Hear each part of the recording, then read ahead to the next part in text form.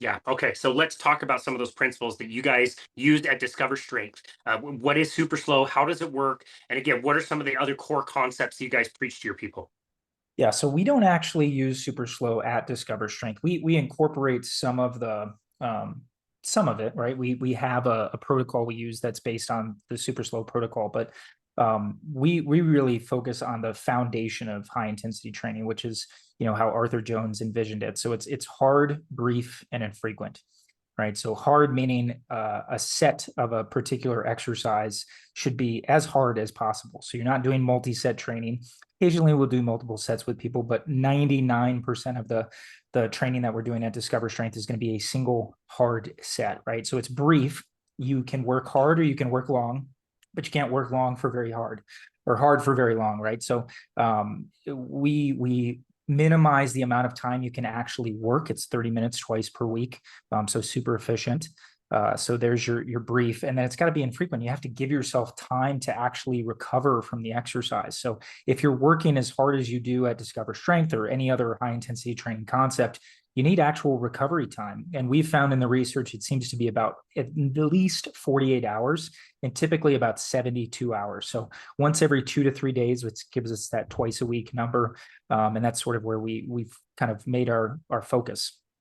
You've already mentioned Body by Science, which is hugely influential, like I mentioned earlier in this discussion, later in my career, as to changing how I train people. I think I'm stealing this from that book. Like, if you look at like your hand and look at where like there's a place on your hand where you maybe like nick the countertop and you kind of cut yourself maybe a week, even 2 weeks ago, you can see that there's those things are still kind of recovering. Like they take a while for your body to like build and repair. And it kind of gave that as an analogy, if I remember correctly, to say like, imagine that happening inside the muscles. You are literally walking out of a gym in less good shape than you were when you're walking out. Excuse me, walking out of the gym in worse shape than when you walked in because you're just tearing up all of your muscles.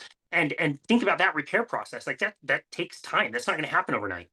Yeah, I think that's definitely from Body by Science, and that's the typical sort of response we'll give to people when we talk about that. I think calluses are a great example as well, right? If you think of, whether it's from lifting weights or from, swinging an axe, whatever it might be, it takes time to actually build those calluses up to make them stronger on your hands, right? If you know, get your hands all bloodied and beat up, let's say it's swinging an axe because we're in the mountain country, right?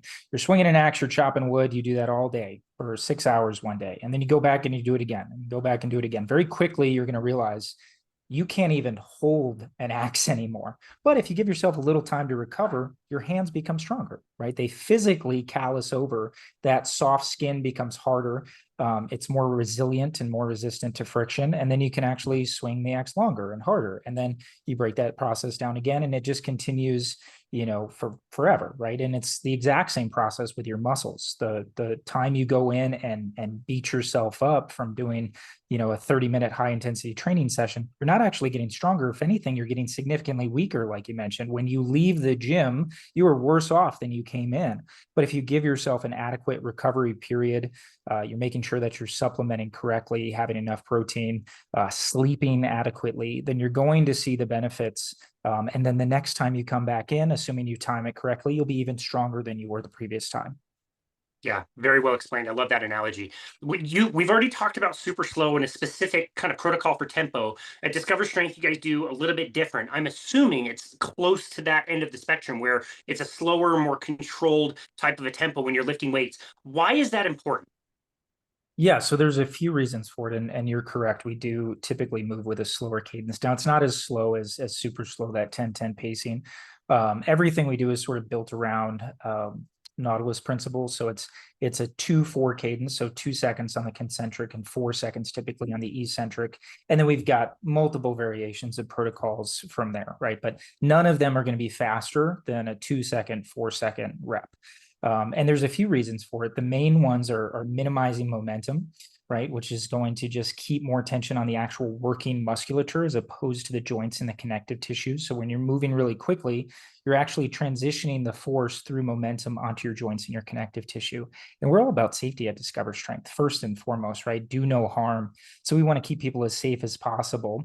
And then what you end up doing when you move a little slower is you actually focus on the muscles that you're working as opposed to just getting the reps over with, right? And in that focus, you're going to see that drastic increase in intensity. So if you've only done, 3 sets of 10 before in a chest press, and you barely even feel it until that last set of 10, doing reps at a 2-4 cadence with a weight that's significantly challenging and getting about 6 reps deep, you all of a sudden start to realize, and I've seen this literally thousands of times with people, oh, this is tough. This is very different than anything I've experienced before.